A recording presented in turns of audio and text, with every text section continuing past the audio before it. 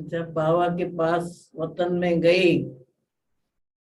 तो बाबा, बहुत सारे बच्चे बाबा के सामने बैठे थे और बाबा सभी बच्चों की वर्तमान समय की स्थिति और तुम्हारी अंतिम समय की स्थिति को देख रहा था कि वर्तमान समय तुम बच्चों की स्थिति क्या रहती है।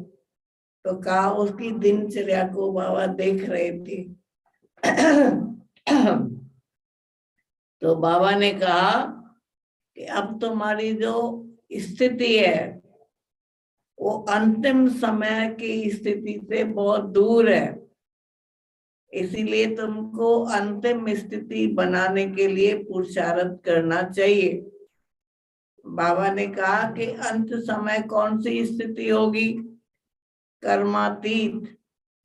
तो अभी से ही बाबा ने कहा कर्मातीत बनने का पुरुषार्थ करोगे तब बाबा ने कहा तुम अंतिम स्थिति को प्राप्त करेंगे। तो कहते हैं ना, अंत मते सो गते। जैसी अंत में तुम्हारी गति होगी, जैसे मति होगी वैसी गति होगी। उसके बाद मैंने बाबा को भोग स्वीकार कराया, सबका याद प्यार दिया।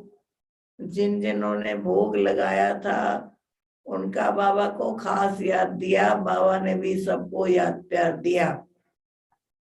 उसके बाद बाबा ने कहा कि देखो बच्चे जो हैं भूल जाते हैं। क्या भूल जाते हैं?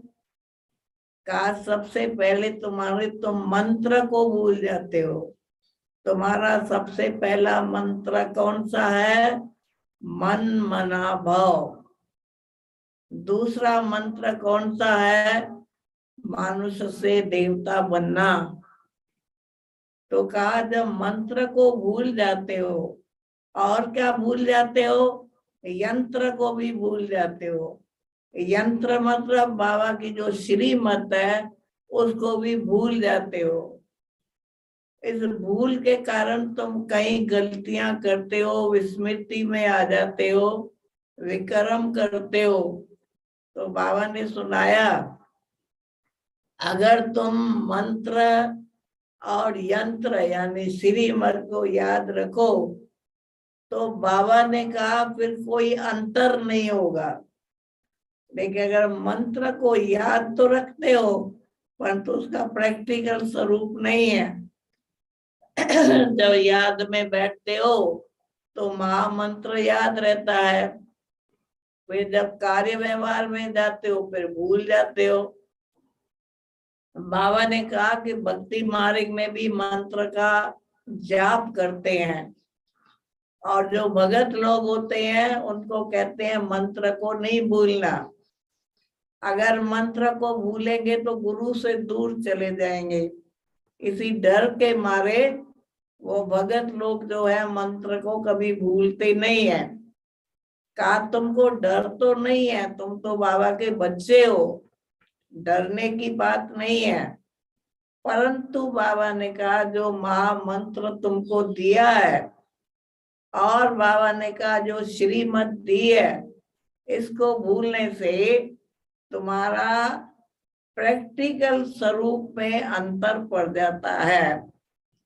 का याद तो रहता है, महामंत्र भी याद भी करते हो, परंतु उसका प्रैक्टिकल जो स्वरूप होना चाहिए उसमें बाबा ने कहा अंतर है। तो मंत्र भी याद करो और यंत्र भी याद करो यानी श्रीमत को भी याद करो तो ये अंतर नहीं रहेगा।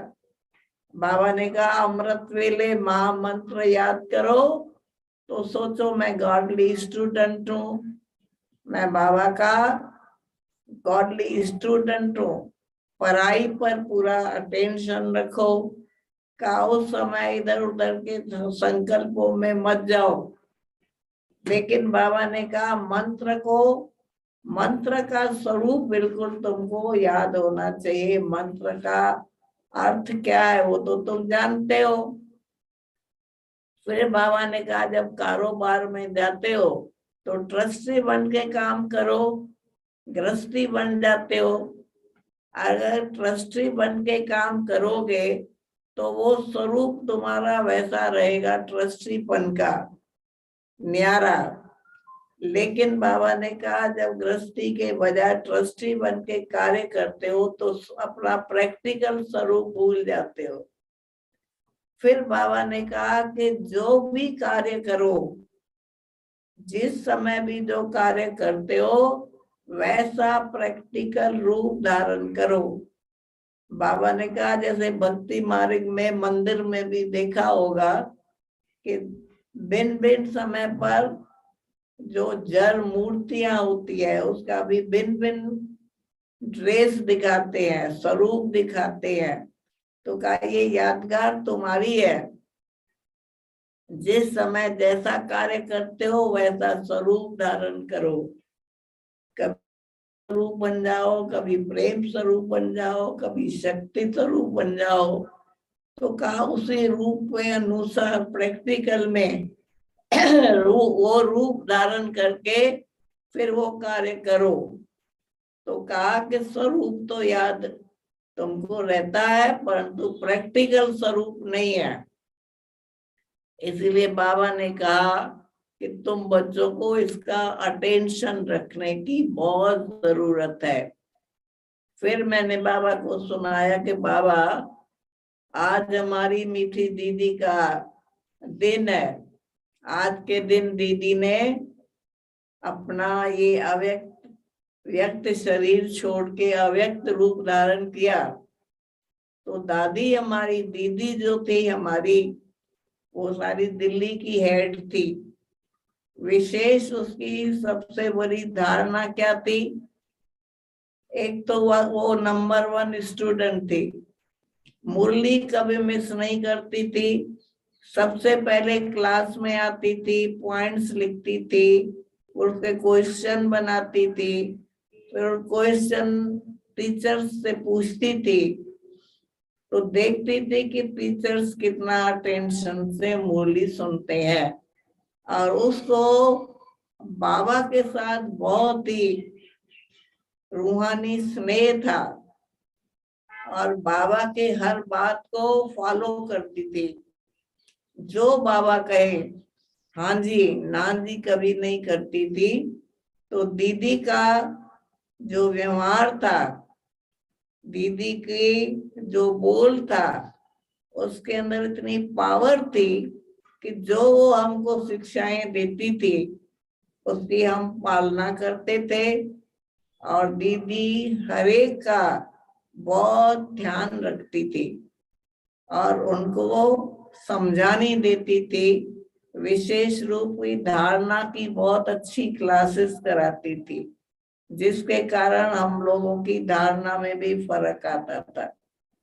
तो हम दीदी का आज दिन है, ऐसी आत्मा को याद करके हम लोगों को भी ख्याल आता है कि हमको भी ऐसी अपनी चाल चलन को बनाना चाहिए। तो बाबा ने सुनाया कि जो ऐसी महान आत्माएं होके जाती है वो अपना यादगार छोड़ के जाती है।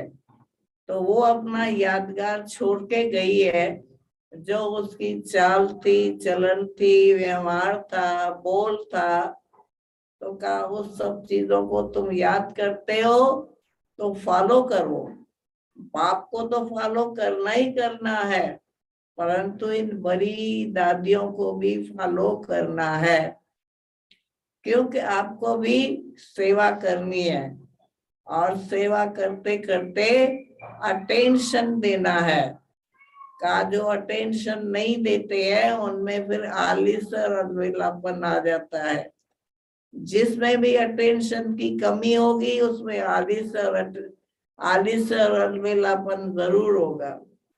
उसके बाद बाबा ने सबका याद प्यार दिया, बाबा ने सबको दृष्टि दी और बाबा ने कहा कि बच्चे जितना प्यार से याद करते हैं बाबा उतना ही प्यार से बच्चों को याद करता है।